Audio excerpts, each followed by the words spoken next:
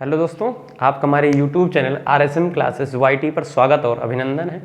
जैसा कि हम विलयन पढ़ रहे हैं, देखिए अब हम विलयन में हमने सांद्रता पढ़ी, मतलब मोलरता, मोललता, मोलंश, ये सब पढ़ा हमने धीरे धीरे। उसके बाद हमने कुछ उसके बारे में, आपको याद होगा कि कुछ प्रतिशत वाले और घनत्व वाले भी सवाल लगाए थे जो पेपर में बहुत ज़्यादा पूछे जाते हैं, ठीक है ना। अब आगे जो हमारा बहुत ही इंपॉर्टेंट पार्ट शुरू होता है विलेयता टर्म, विलेयता शब्द। कौन शब्द भाई? विलेयता पढ़ना है, विलेयता को प्रभावित करने वाले कारक पढ़ने हैं, फिर विलेयता से संबंधित एक हेनरी का नियम है, हेनरी के बाद राउल्ट का नियम, इन सभी को हम सीक्वेंस में पढ़ते हुए चलेंगे। तो चलिए देर न करते हम शुरू करते हैं। तो जैसा कि हमने आपको बताया कि हम आज पढ़ेंगे किसके बारे में भैया? विलेयता के बारे में। ठीक, विलेयता को बोलते हैं इंग्लिश में सॉल्युबिलिटी। सॉल्युबिलिटी, देखिए विलेयता है क्या? वैसे जनरली देखा जाए कि कोई विलयन है, कोई भी विलयन हो, ध्यान से देखिएगा, कोई पात्र है, इसमें हमने विलयन को रख दिया है। ठीक, मान लेते हैं इसमें हमने H2O घोला है, एक निश्चित ताप हो, अगर कोई निश्चित ताप, कोई भी ताप, हम मान लेते 30 डिग्री सेल्सियस टेम्परेचर है। ठीक, इस 100 ग्राम जल में, कितने ग्राम जल में? 100 ग्राम जल में मान लो हमने चीनी घोली है। क्या घोली भाई? चीनी। और चीनी मान लें कि 100 ग्राम जल में चीनी केवल और केवल 10 ग्राम घुल रही है। कितनी ग्राम घुल रही भाई? 10 ग्राम। तो इस पूरे विलयन की जो विलेयता होगी वो कितना होगी? 10 ग्राम पर 100 ग्राम। समझे कि नहीं? बात ध्यान सुनिएगा। कहने का मतलब है क्या कि किसी भी 100 ग्राम विलायक में, किसी भी 100 ग्राम विलायक में विलीन विलेय के जो मात्रा है उसी को हम क्या कहते हैं? उस विलयन की विलेयता कहते हैं। हम एक बार परिभाषा लिख देते हैं। हमने क्या बोला, आप ध्यान सुनिएगा कि 100 ग्राम विलायक में विलीन विलेय पदार्थ की मात्रा, विलेय पदार्थ की मात्रा को विलेयता कहते हैं।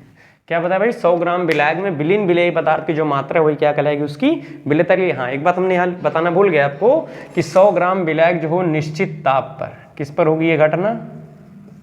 निश्चित ताप पर। यानी अब इस परिभाषा को पढ़िए कि निश्चित ताप पर 100 ग्राम विलायक में विलीन विलेय की मात्रा को हम क्या कहते हैं? उसकी विलेयता कहते हैं। ध्यान सुनिएगा, हमने क्या बताया, जैसे मान लो मेरे पास यहाँ विलायक है 100 ग्राम, कितना है भाई? 100 ग्राम। इसी 100 ग्राम में हमने क्या किया? 10 ग्राम चीनी को घोला और टेम्परेचर कितना था? 30 डिग्री सेल्सियस। इससे ज़्यादा ना घुल पाए, मतलब इससे ज़्यादा हमें घोलने की आवश्यकता नहीं। इसी पर यह विलयन जब घुलेगा, चीनी इसमें जब घुल रही है, तो इस पूरे विलयन की जो विलेयता है वो कितनी है? 10 ग्राम। कितनी भैया? 10 ग्राम। एक बात और याद रखिएगा कि विलेयता का जो हम मात्रक लेंगे, क्या लेंगे भैया? मात्रक लेंगे, वो हम सवाल लगाने के लिए लेते हैं, और आपके जो गणना करने के लिए इसके मात्रक को हम यूज़ करते हैं, वो यूज़ करते हैं मोल प्रति लीटर में। किस में यूज़ करते हैं? मोल प्रति लीटर। अब आप खुद से बोलिए, मोल प्रति लीटर किसका मात्रक था? यहाँ मोलरता का। लेकिन वहाँ एक बात थी, यहाँ पर एक टर्म यूज हो रहा है निश्चित ताप। क्या यूज हो रहा है भाई? निश्चित ताप। कि निश्चित ताप पर 100 ग्राम विलायक में विलीन विलेय पदार्थ की मात्रा को हम क्या कहते हैं? विलेयता। अगर वही मोल के शब्द में इसी की परिभाषा को लिखा जाए, कहीं की किताबों में आपको मिलेगा, तो निश्चित ताप पर 100 ग्राम विलायक में विलीन विलेय के मोलों की संख्या को विलेयता कहते हैं। परिभाषा लगभग आपको एक ही लग रही होगी, वहाँ लीटर में था, तो यहाँ पे हम यही भी कह सकते हैं कि इसका मात्रक मोल प्रति लीटर। अब क्यों बता रहे मात्रक? ध्यान सुनिएगा, क्योंकि जब हम सवाल लगाएंगे ना हेनरी के नियम पर, तो हम विलेयता टर्म देगा और विलेयता का मात्रक दिया रहेगा, तो हमें पहचानना होगा कि किसका मात्रक है भैया? विलेयता का। ठीक, तो विलेयता क्या है? आप याद रखिएगा भाइयों कि विलेयता है 100 ग्राम विलायक में विलीन विलेय पदार्थ की मात्रा को हम क्या कहते हैं? विलेयता कहते हैं। एक सबसे अच्छी बात है कि निश्चित ताप पर एक घटना होनी चाहिए। तो एक बार फिर से बोलेंगे, निश्चित ताप पर 100 ग्राम विलायक में विलीन विलेय पदार्थ की मात्रा को हम क्या कहते हैं? विलेयता कहते हैं। ठीक है, तो भाई विलेयता है ये, आप इसको नोट कर सकते हैं। देखिए इसी के बाद विलेयता, देखिए जैसे हमने विलेयता पढ़ा कि विलेयता है क्या? 100 ग्राम विलायक में विलीन विलेय पदार्थ की मात्रा को विलेयता कहते हैं। उसी के आधार पर, यानी विलेयता के आधार पर विलयन को हम बांटते हैं 3 प्रकार में। कितने प्रकार में? 3। तो यहाँ पर जैसा कि लिखा है कि विलेयता के आधार पर विलयन के प्रकार, तो आप सभी भाई हमारे याद रखेंगे कि इसको हम 3 प्रकार में बांटते हैं। ध्यान सुनिएगा, एक को कहते हैं संतृप्त विलयन। क्या कहते हैं एक को? संतृप्त विलयन। इंग्लिश में बोले तो सैचुरेटेड सॉल्यूशन।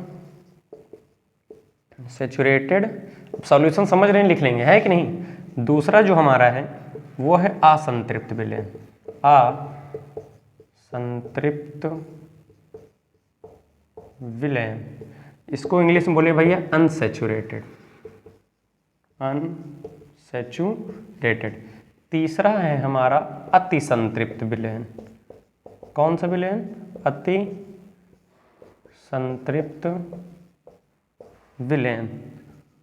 इसे कहते हैं super saturated solution. Super saturated solution.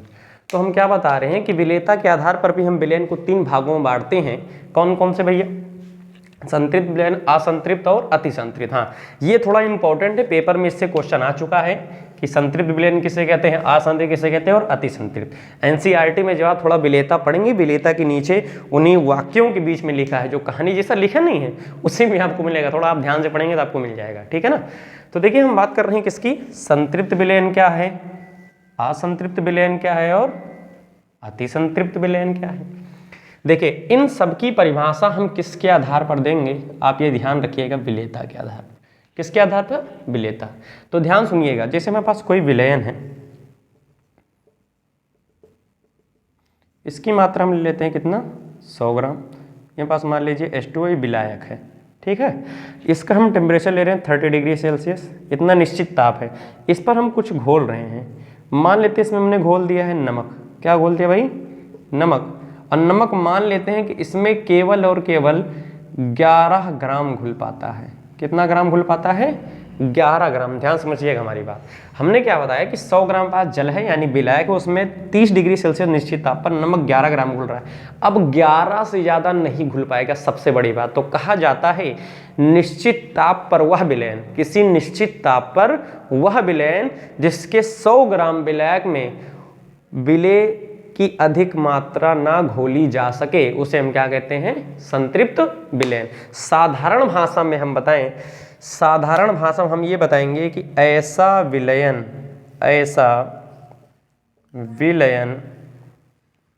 जिसमें उपस्थित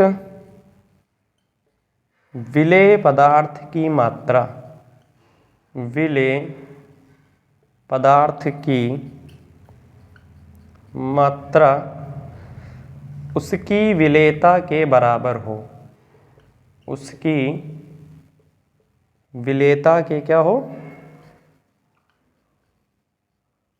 बराबर हो, उसे संतृप्त विलयन कहते हैं। उसे क्या कहते हैं? संतृप्त विलयन कहते हैं। परिभाषा याद रखिएगा कि ऐसा विलयन जिसमें जो विलेय उपस्थित है उसकी जो मात्रा हो वो क्या हो भैया? उसमें जो विलेयता है उस विलेयता के बराबर हो। हमने क्या बताया यहाँ, आप ये बात याद रखिएगा कि संतृप्त विलयन की खास बात है, संतृप्त विलयन की खास बात है कि निश्चित ताप पर विलेयता से ज़्यादा इसमें विलेय पदार्थ की मात्रा को हम घोल नहीं सकते। कहने का मतलब कि इस विलयन में जो 100 ग्राम जल है इसमें 11 ग्राम ही नमक घुलेगा, उससे ज़्यादा नमक घुल नहीं सकता। और आप ये करके देख सकते हैं, आप 100 ग्राम कोई पानी लीजिए, उसमें किसी चीज़ को घोलिए। हाँ, ये नहीं कि जरूरी ना 11 ग्राम घुले भाई, ये तो हमने लिख दिया, 11 से ज़्यादा भी हो सकता है, 11 से कम भी हो सकता है, ठीक है ना। हम क्या करिए, आप एक बीकर लीजिए, यानी कोई गिलास कटोरी कुछ भी ले लीजिए, 100 ग्राम पानी लीजिए, उसमें क्या करिए आप किसी चीज़ को घोलते रहिए, नमक घोलते रहिए, चीनी कुछ भी घोलते रहिए। एक ऐसी कंडीशन आएगी कि उसमें विलेय पदार्थ का घुलना बंद हो जाएगा, तब वो जो विलयन होगा वही विलयन क्या कहलाएगा? संतृप्त विलयन। यानी एक परिभाषा आप और याद रख सकते हैं कि वह विलयन जिसे निश्चित ताप पर विलेय पदार्थ का घुलना बंद हो जाए उसे हम क्या कहते हैं? संतृप्त विलयन। लेकिन साधारण भाषा आप ये याद रखिएगा कि ऐसा विलयन जिसमें उपस्थित विलेय पदार्थ की मात्रा उसकी विलेयता के क्या हो? बराबर हो, उसे क्या कहते हैं? संतृप्त विलयन। और इसमें याद रखिएगा कि इससे ज्यादा विलेय हम घोल नहीं सकते, ठीक। ये बात होगी किसकी भाई? संतृप्त विलयन की। इसी तरीके से अगर हम बात करें असंतृप्त, अब ध्यान सुनिएगा, देखिए संतृप्त आ मतलब कम होता है, मतलब जो ना हो उसके क्या लगाते हैं? आ। यानी यहाँ आप समझिएगा, हम देखिए अब इतनी बड़ी परिभाषा शॉर्ट फॉर्म में लिखेंगे, आप समझ जाइए क्या लिख रहे हैं। कहने का मतलब विलयन में जो विलेय पदार्थ की मात्रा है, किसकी मात्रा? विलेय की मात्रा, अगर उसकी विलेयता से, किसकी विलेयता से भैया? विलयन की विलेयता से। ध्यान समझिएगा, हम किसकी बात कर रहे हैं? हम कह रहे हैं कि जो विलेय पदार्थ की मात्रा है और जो विलेयता है, अगर विलेयता से विलयन में जो मात्रा है विलेय की वो कम हो। क्या समझे बात? हमने कहा कि ऐसा विलयन जिसमें उपस्थित विलेय पदार्थ की मात्रा उसकी विलेयता से क्या हो? कम हो। मतलब यहाँ अगर मैथमेटिकल देखें हम, तो हम ये कह सकते हैं कि विलेयता क्या है? ग्रेटर देन, बड़ा है। क्या है भैया? बड़ी है। अब बड़ी का मतलब ये कम। समझे कि नहीं? बात समझिएगा, यही परिभाषा आप लिख सकते हैं, हम लिख नहीं रहे, आप लोग लिखिएगा इसको।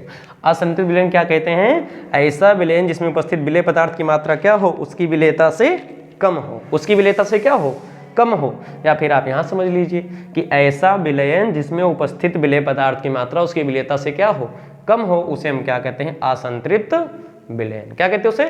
असंतृप्त विलयन। सेम इसी तरीके से अति की बात करें, देखो अति मतलब कहते हैं ना भैया, अति लघु। आपने सुना होगा अति लघु उत्तरीय प्रश्न। अति मतलब बहुत और लघु मतलब छोटा। अति का मतलब बहुत, अति का मतलब क्या? बहुत। और बहुत को हम अधिक समझ सकते हैं। क्या समझ सकते हैं? अधिक। अब देखिए, जब यहाँ कम था तो जाहिर सी बात है यहाँ क्या होगी? ज़्यादा होगी। क्या होगी भाई? ज़्यादा होगी। यानी कहने का मतलब कि ऐसा विलयन कि जो विलयन में विलेय की मात्रा है, विलयन में विलेय की मात्रा अगर विलेयता से, ठीक, किससे भाई? विलेयता से। ध्यान सुनिएगा,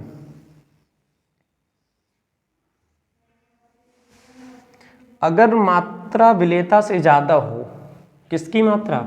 जो विलेय पदार्थ की मात्रा है। क्या बताया हमने?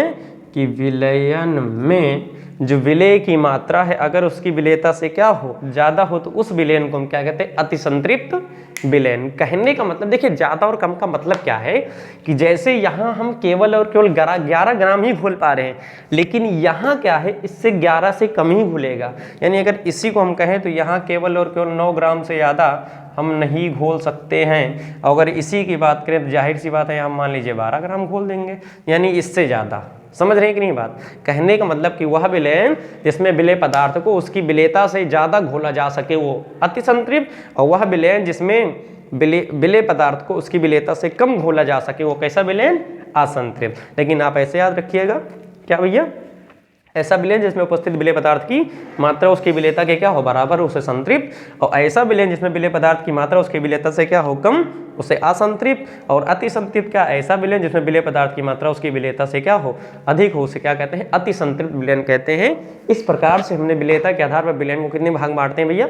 3 भाग में। आप इसका स्क्रीनशॉट लीजिए।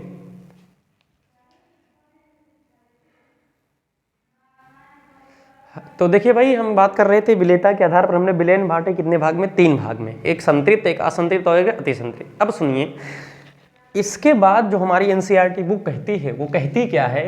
किताब में कहा गया है कि जो विलेयता है, इस विलेयता को हम 3 भाग में बांट कर पढ़ेंगे। कितने भाग में? विलेयता को हम कितने भाग बांटेंगे भैया? 3 भाग में। अब सुनिए, हाँ, एक सबसे खतरनाक बात है कि विलेयता पढ़ने के लिए इसमें जो हम विलायक लेंगे, क्या लेंगे? वो हमेशा द्रव होगा। क्या होगा? द्रव। विलायक हमेशा द्रव हो, क्योंकि हम द्रवीय विलयन की विलेयता पढ़ेंगे। आपके सिलेबस में कौन सा विलयन है? द्रवीय विलयन की विलेयता है। द्रवीय विलयन किसे कहते हैं? ऐसा विलयन जिसमें विलायक क्या हो? द्रव हो, उसे क्या कहेंगे हम? द्रवीय विलयन। तो हम क्या कह रहे हैं कि जो विलेयता है उसे हम 3 भाग बांटेंगे। पहला क्या कहता है? ठोस की द्रव में विलेयता। किसकी भाई? ठोस की द्रव में विलेयता। अब सुनिए, ठीक। दूसरा, अब जब ठोस पढ़ लिया तो दूसरा हम बताए भैया क्या पढ़ेंगे हम? गैस की द्रव में विलेयता। गैस की द्रव में विलेयता। जब गैस पढ़ लिए, ठोस हुई गवा, गैस हुई गवा, तो बचेगा भैया? गैस बचेगा। क्या बचेगा? गैस बचेगा। अच्छा, ठोस हो गया, गैस हो गया, द्रव बचेगा। क्या बचेगा? द्रव। यानी द्रव की द्रव में विलेयता। द्रव की द्रव में विलेयता। अब कहने का मतलब ये ठोस घुल रहा है, गैस घुल रहा है, द्रव, ये है क्या साला? देखिए कहने का मतलब है कि इसमें हम विलेय को घोलेंगे। किसको घोलेंगे भाई? विलेय को। अब ध्यान समझिएगा आप, विलेय को हम घोल रहे हैं, किसको घोल रहे हैं? इसी के आधार पर विलेयता बांटी गई है। यानी अगर ठोस है विलेय, कैसा है?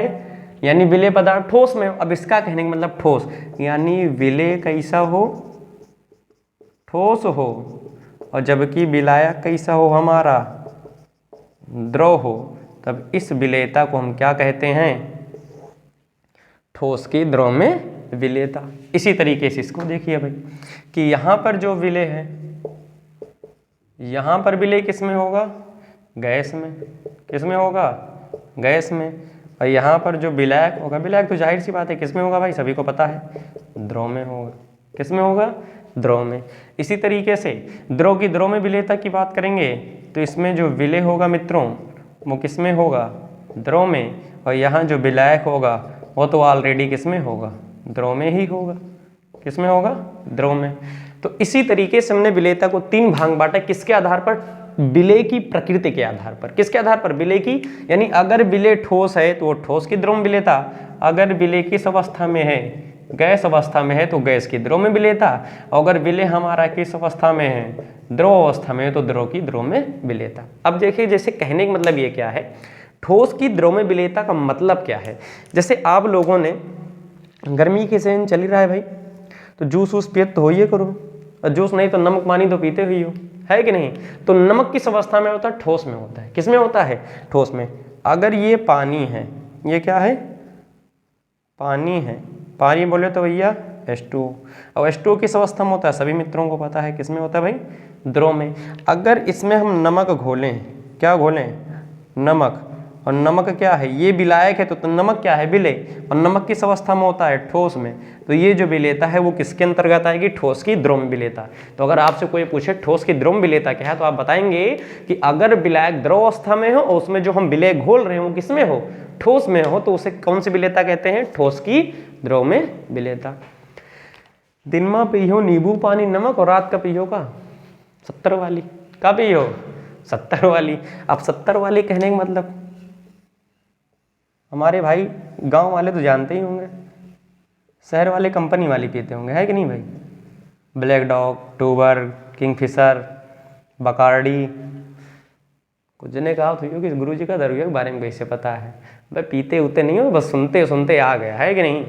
तो देखिए दिन में पियो भैया नींबू पानी नमक पानी, शाम के का पियो? शाम के तो H2O तो रहा करे, लेकिन ओकरे साथे का मिला दो। अच्छा चलो ये इधर का हो रहा था, चलिए इधर बात करते हैं ना। हम क्या कह रहे हैं, हम दिन में तो भैया कुछ और पियेंगे और रात में हम क्या करेंगे? जल में क्या मिला देंगे? अपना प्यारा अल्कोहल। क्या मिला देंगे? अल्कोहल। अब जितने लोग पिए हैं, फिलहाल पिए तो होइए करो सभी, तो उसमें क्या होता है? ये किस अवस्था में होता है भाई? द्रव में। और ये तो है, ये है द्रव में। तो जब द्रव को द्रव में घोलेंगे तो कौन सी विलेयता है? द्रव की द्रव में विलेयता। बात समझे कि नहीं? यानी कहने का मतलब यदि विलायक किस अवस्था में हो? द्रव अवस्था में, और जिसमें घुलने वाला पदार्थ विलेय है वो भी द्रव में है, तो उसे किसके अंतर्गत पड़ते हैं? द्रव की द्रव में विलेयता। जिसका बहुत अच्छा एग्जाम्पल है दारू। दारू ना कहे भाई, मदिरा कही है। क्या कहिए इसको? मदिरा कही है कि नहीं? काहे बेइज्जती करा रही हो उसकी। अब देखो भाई इसी तरीके से जैसे H2O है, जल है भाई, हम इसमें क्या करें? देखिए एक बार हमने ठोस घोला तो ठोस की विलेयता बनी, एक बार द्रव को घोला तो द्रव की द्रव में विलेयता बनी। अब हम गैस को घोलेंगे। अब पूछने का तो यार ठोस भी घोले ही, गैस द्रव भी घोले ही, इन साला गैस कभी नहीं घोले। गैस घोलो नहीं बेटा, लेकिन गैस घुली हुई चीज़ बहुत सेवन करत हो ऐसा ही, जैसे कि Coca Cola, Thums Up, Mountain Dew, डर के आगे जीत है। क्या समझो? तो अगर भैया जल में कोई गैस घुल जाए, क्या घुल जाए? गैस। जैसे जो हम लोग थम्स अप पीते हैं, कोका कोला पीते हैं, स्प्राइट पीते हैं, उसमें जानते कौन सी गैस होती है भाई? CO2। कौन सी गैस होती है? CO2 गैस को घोला। अब देखिए विलायक द्रव है लेकिन विलेय क्या है? गैस। तो अगर द्रव में गैस के रूप में विलेय घुले, किसके रूप में? गैस के रूप में विलेय घुले, तो उसे हम क्या कहते हैं? गैस की गैस में विलेयता। अब सुनिए, आपकी बुक में, किताब में इन तीनों को हमें पढ़ना है। इसमें सबसे ज़्यादा डिटेल स्टडी करनी है इस पर और इस पर। इस पर तुम्हें थोड़ा बहुत पढ़ना है, लेकिन इसके बारे में बहुत पढ़ना है। अब जब आप इसको पढ़ना स्टार्ट करेंगे तो यहाँ आप एक नियम पढ़ेंगे, और उन भाई का नाम कहाँ है, कहाँ लिख दें यार, जगह नहीं दिख रही है। हेनरी का नियम। किसका नियम भैया? हेनरी का नियम। तो हेनरी के नियम हम पढ़ेंगे किसके? गैस की द्रव में विलेयता जब पढ़ेंगे तो हम क्या पढ़ेंगे? हेनरी का नियम। और जब द्रव की द्रव में विलेयता पढ़ेंगे तो हम पढ़ेंगे अपने भाई प्यारे से राउल्ट का नियम। किसका नियम पढ़ेंगे? राउल्ट का नियम। समझे? तो इन सब विलेयन नियमों को हम पढ़ेंगे। अभी आप इतना एक बार हम रिवाइज कराते हैं आपको, ध्यान सुनिएगा कि जो विलेयता है हमारी एनसीईआरटी कहती है हम 3 भाग में पढ़ेंगे। पहला है ठोस की द्रव में विलेयता, दूसरा है गैस की द्रव में विलेयता, और तीसरा है द्रव की द्रव में विलेयता। ठोस की द्रव में विलेयता का मतलब कि विलेय किसमें हो? ठोस में है, और विलय किसमें हो? द्रव में। तो उसे हम क्या कहते हैं? ठोस की द्रव में विलेयता। जैसे नमक को हम किसमें घोल दें भाई? चीनी में घोल दें। दूसरा क्या है? गैस की द्रव में विलेयता, यानी द्रव में क्या घोल दिया जाए? गैस घोल दी जाए। क्या घोल दी जाए? गैस। जैसे थम्सअप जब आप पीते हैं, कभी आप उसको झलके देखिए, ढक्कन खोलते हैं तो बड़ी भयानक गैस के रूप में उस निकलता है वो, उसका जो मटेरियल है कि नहीं? यानी उसमें क्या घुली है? गैस। और कौन सी गैस घुली होती है? CO2। कौन सी गैस घुली होती है? CO2। तो कैसे क्या होगी भाई? कैसी विलेयता होगी भाई? गैस की द्रव में विलेयता। इसी तरीके से द्रव की द्रव में विलेयता क्या है कि हम द्रव को घोलें किसमें? द्रव में, यानी विलेय किस अवस्था में हो? द्रव में। तो वो कौन सी विलेयता? द्रव की द्रव में विलेयता। तो इस तरीके से हम विलेयता को 3 भाग में बांट के पढ़ेंगे। ठीक है, आप इसको स्क्रीनशॉट लीजिए। तो देखिए, जैसा कि दोस्तों हमने अभी विलेयता पढ़ा 3 भागों में, ठोस की द्रव में, गैस की द्रव में और द्रव की द्रव में। उसमें हम चलिए पहले पढ़ते हैं ठोस की द्रव में विलेयता। तो ठोस की द्रव में विलेयता पढ़ने का क्या मतलब है कि हमने क्या बताया कि ठोस को, कहने का मतलब, अब आप ध्यान सुनिएगा, यदि किसी द्रव विलायक के 100 ग्राम में, कितने ग्राम में भाई? 100 ग्राम में विलेय पदार्थ जिसकी अवस्था कैसी हो? ठोस हो। जिसकी अवस्था ठोस हो। यदि किसी द्रव विलायक के 100 ग्राम में विलेय पदार्थ जिसकी अवस्था ठोस हो, विलीन हो, क्या हो? विलीन का मतलब घुला हो, तब उसे ठोस की द्रव में विलेयता कहा जाता है। ठोस की द्रव में विलेयता कहा जाता है। अब सुनिए, यहाँ से केवल एक ही क्वेश्चन आएगा। क्वेश्चन आता है विलेयता को प्रभावित करने वाले कारक। अब जब विलेयता को प्रभावित करने वाले कारक पूछ रहे तब आपके दिमाग में होना चाहिए अच्छा विलेयता यही पूछेगा। हाँ, आप ध्यान देखिए, विलेयता हम भले ही 3 प्रकार से पढ़ेंगे, ठोस की, द्रव की और गैस की, लेकिन एक क्वेश्चन बहुत ही फेमस है बोर्ड एग्जाम का आपके। वो क्वेश्चन क्या कहता है? विलेयता को प्रभावित करने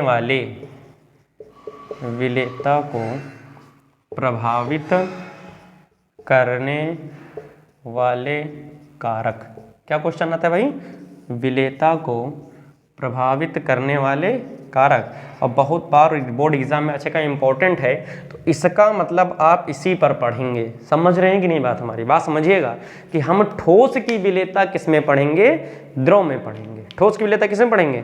द्रव में पढ़ेंगे। तो जब भी विलेयता के बारे में पूछे कि विलेयता को प्रभावित करने वाले कारक बताइए, तब जो हम आपको बताएंगे वो किसको देखकर बताएंगे? ठोस की द्रव में विलेयता को देखते हुए बताएंगे। लेकिन कहीं कहीं हम गैस को भी देख लेंगे, जनरली द्रव को देखेंगे। किसको देखेंगे?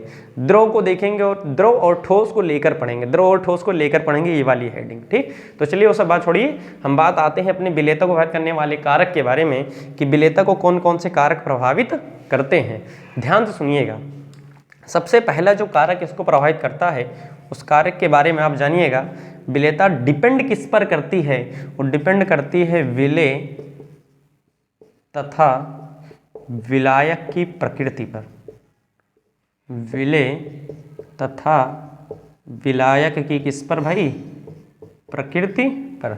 तो पेपर में जब भी क्वेश्चन आएगा विलेयता को प्रभावित करने वाले कारक, तब आप लिखेंगे विलेयता किसे कहते हैं, 100 ग्राम बिलाग में विलीन विलेय की मात्रा को विलेयता कहते हैं, और विलेयता को निम्न कारक प्रभावित करते हैं। उसमें पहला क्या लिखेंगे आप, विलेय तथा विलायक की प्रकृति पर। अब विलेय विलायक की प्रकृति का मतलब क्या होता है, नेचर। प्रकृति मतलब नेचर, यानी उसका व्यवहार कैसा, उसका गुण कैसा, वो दिखता कैसा है।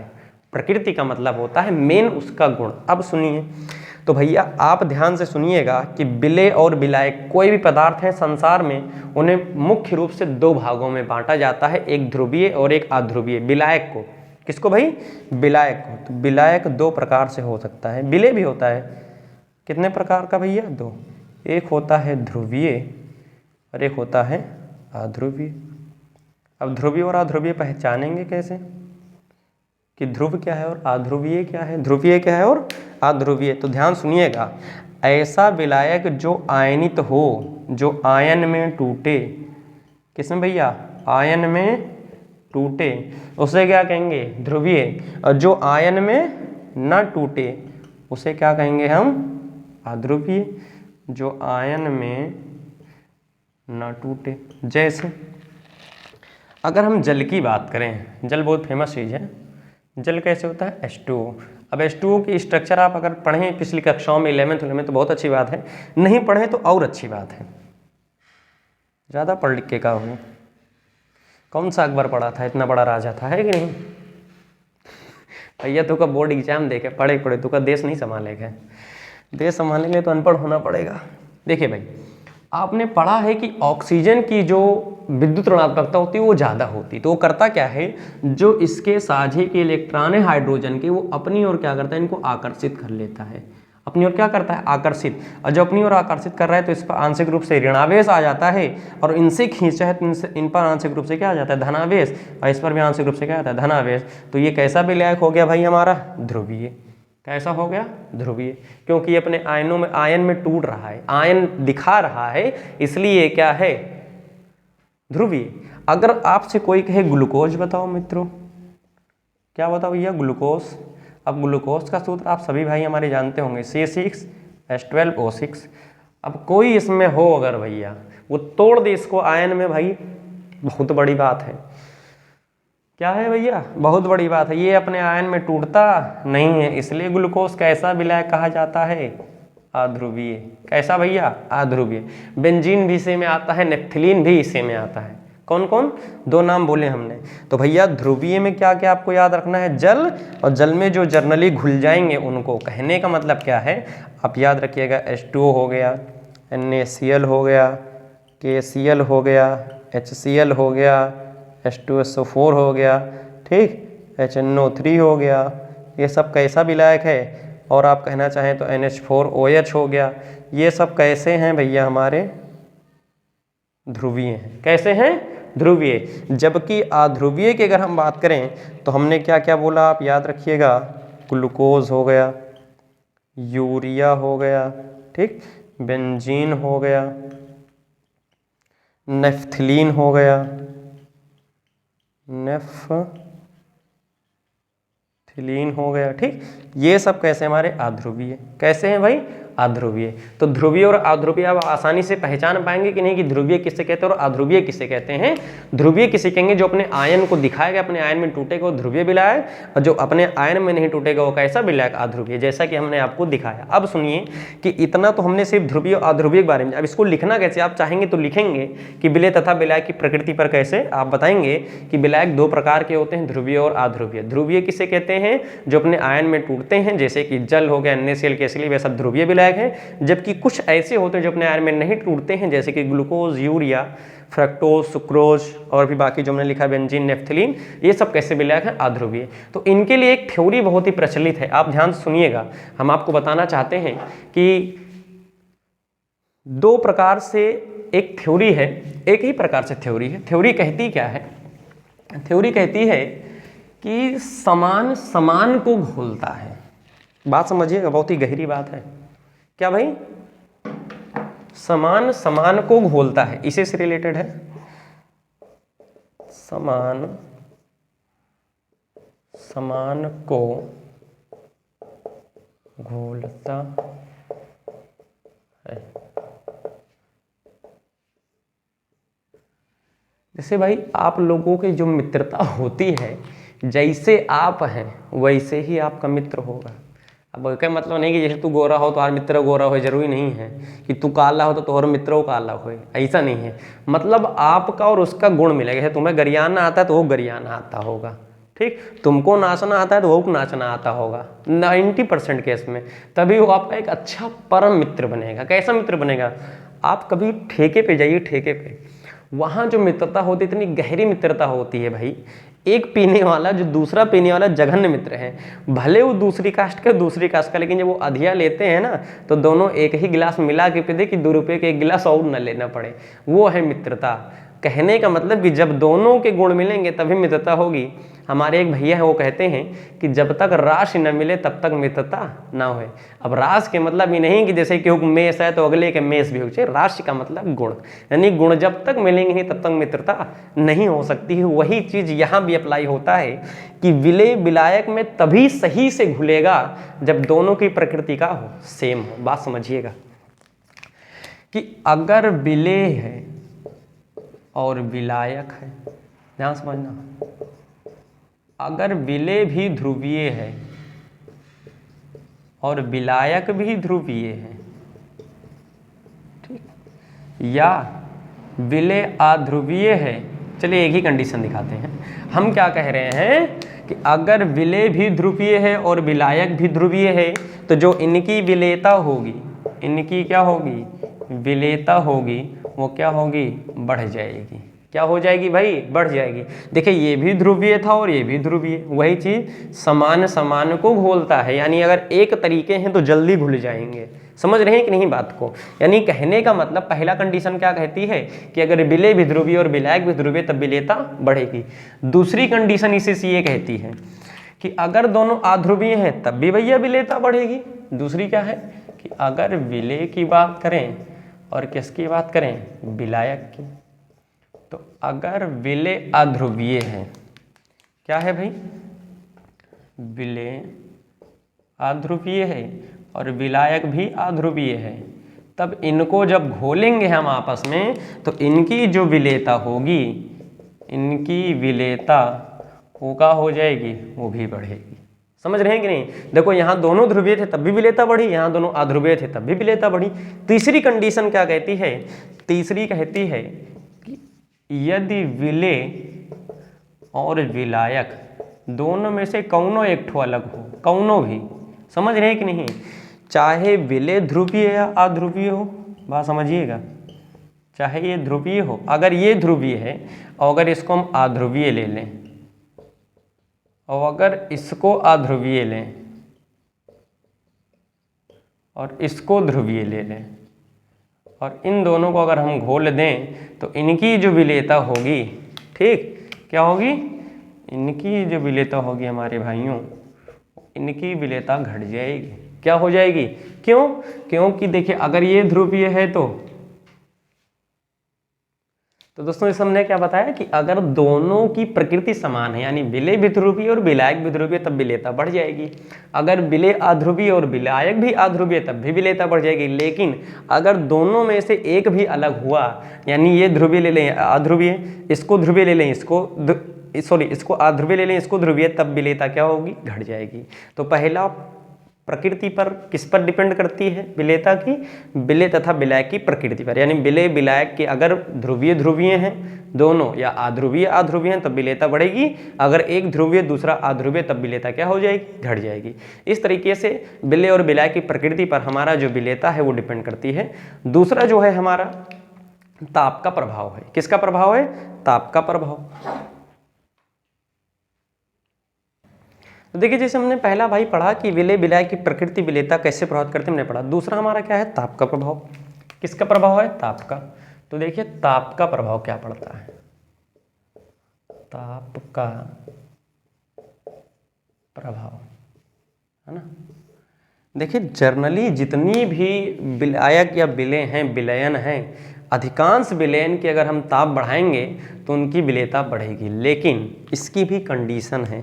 आप याद, अगर आपको कुछ नहीं याद आता है तो आप पेपर में इतना लिख सकते हैं कि अधिकांश विलयन का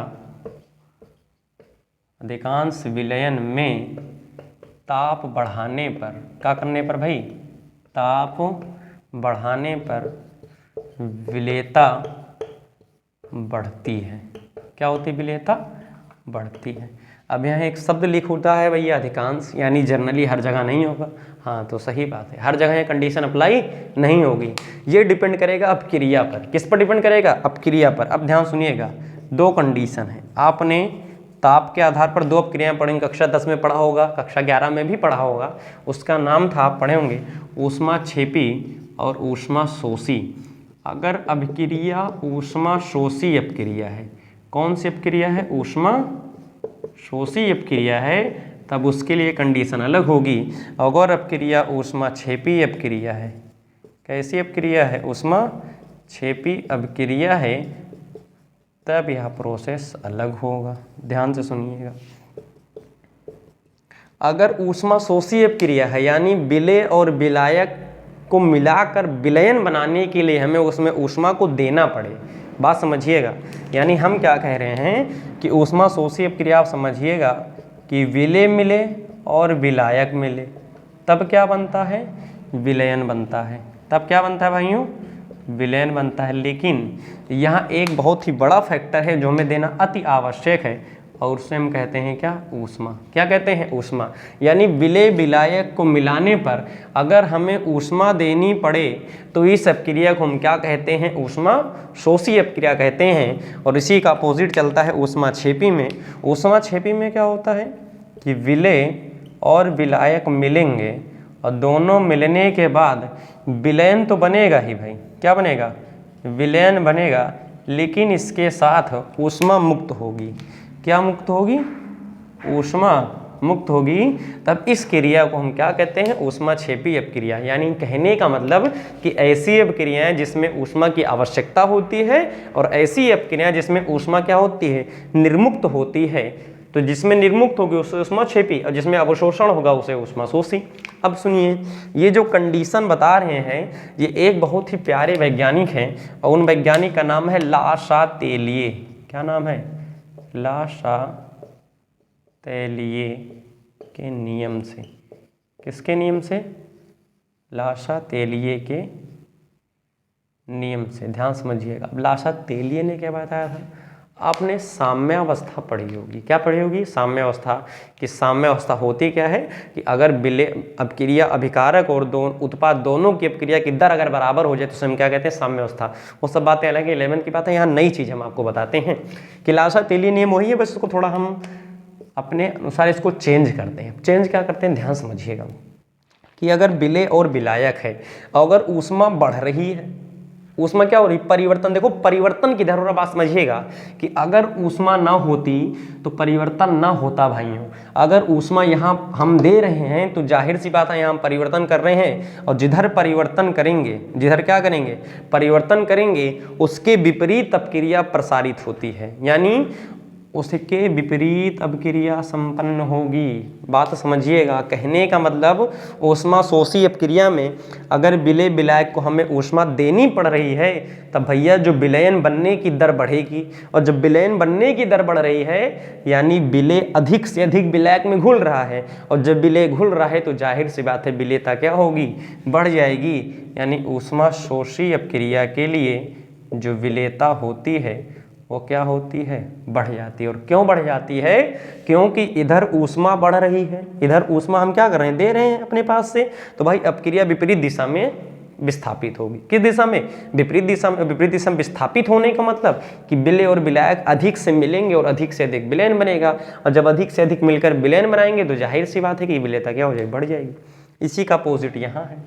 देखिए ऊष्मा यहाँ बढ़ रही है तो अपक्रिया किधर विस्थापित होगी, विपरीत दिशा में।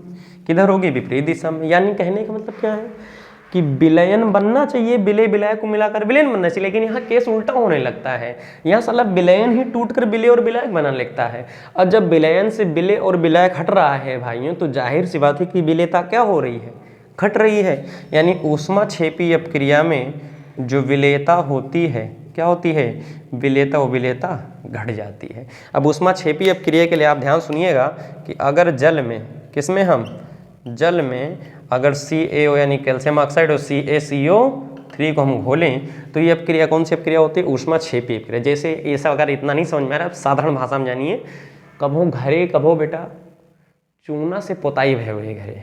बोलो भय हुए कि नहीं? जो ढोका में चुनवा मिलता था पहले, जब उसको पनिया में ला के घोला जाता था तो घोलने के बाद देखो उसमें हीट उत्पन्न होती थी। क्या उत्पन्न होती थी? ऊष्मा बाहर निकलती थी। अगर आप उसको ले जा गरमाते ना तो चुनवा घुलता ही ना, चूना घुलेगा ही नहीं।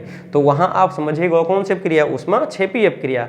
जबकि चीनी को पानी में घोल रहे हो, ताप बढ़ा रहे हैं, भाई देखिए, जिससे आप चीनी नॉर्मल घोलिए कम घुलती है, लेकिन वह चाय बनावे लागो 1 किलो चीनी डाल दो 1 लीटर पानी में, तब वो चाय बनाने में जल्दी घुल जाती है कि नहीं? क्योंकि वहाँ ताप बढ़ रहा है तो विलेयता बढ़ जाएगी। यानी अब यहाँ से आप समझिएगा कि अगर हम क्या बढ़ाएंगे? ताप बढ़ाएंगे, ऊष्माशोषी अपक्रिया की तो विलेयता बढ़ेगी, और ऊष्माक्षेपी अपक्रिया में अगर हम क्या करेंगे? ताप को बढ़ाएंगे तो उसकी विलेयता क्या होगी? घट जाएगी। आप समझ रहे हैं ना?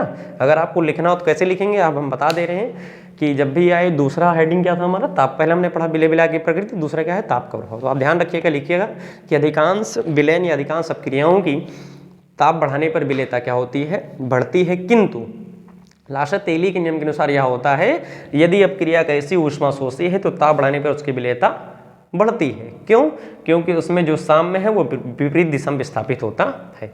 और ऊष्माक्षेपी के लिए क्या बताएंगे आप? ऊष्माक्षेपी के लिए बताएंगे यदि हम ताप बढ़ाते हैं तो जो विलेयता होती है वो क्या होती है? घटती है। उसका रीजन क्या है? हमने आपको डिफाइन कर दिया।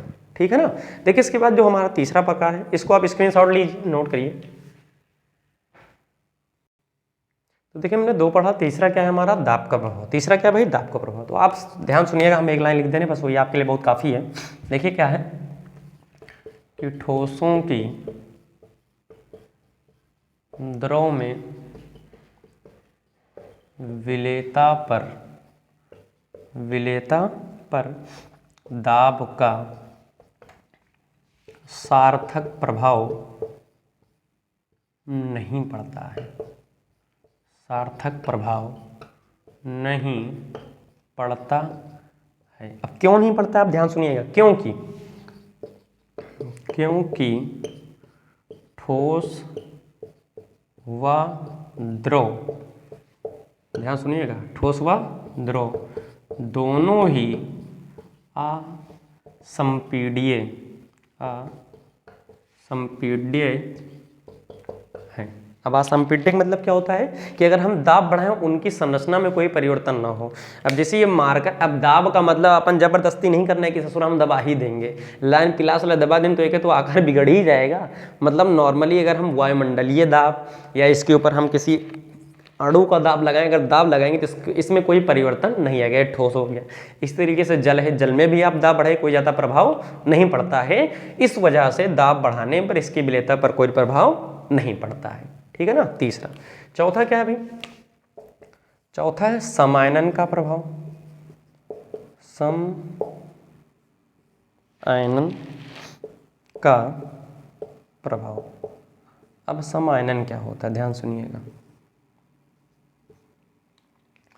देखिए नाम में ही लिखा है, सम मतलब मेरे मित्रों समान, और आयनन मतलब आयन। अब आयन कैसे होंगे? या तो धन आयन या तो ऋण आयन। अगर किसी विलयन में, ध्यान समझिएगा, अगर किसी विलयन में जो विलेय पदार्थ है, एक से अधिक विलेय पदार्थ घोले, उनके आयन समान हो, ध्यान समझिएगा, हम क्या कह रहे हैं? यदि किसी विलयन में 2 या 2 से अधिक विलेय घोलें जिनमें कोई आयन, अब कोई मतलब आप समझिए धन आयन या ऋण आयन, है ना, जिसमें कोई आयन समान हो, क्या हो? समान हो, तब वहाँ समायनन प्रभाव के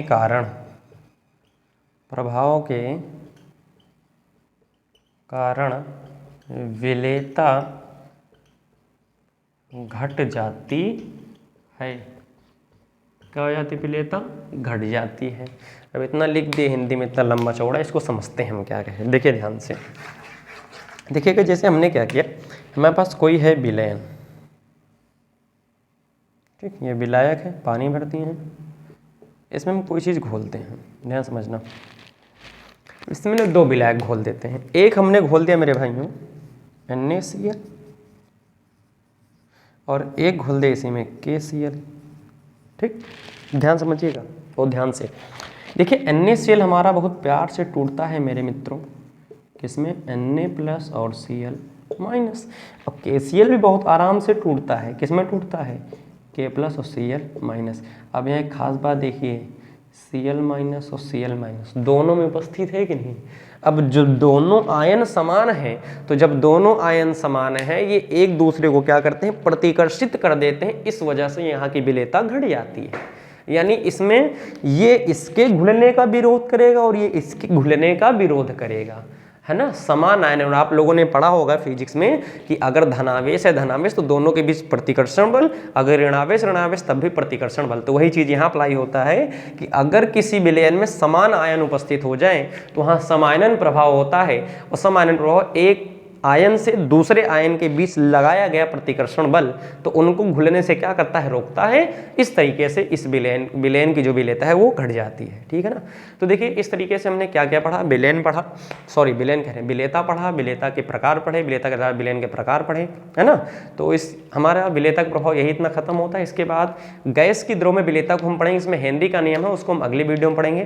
तब तक के लिए आप लोग स्वस्थ रहिए, मस्त रहिए, धन्यवाद।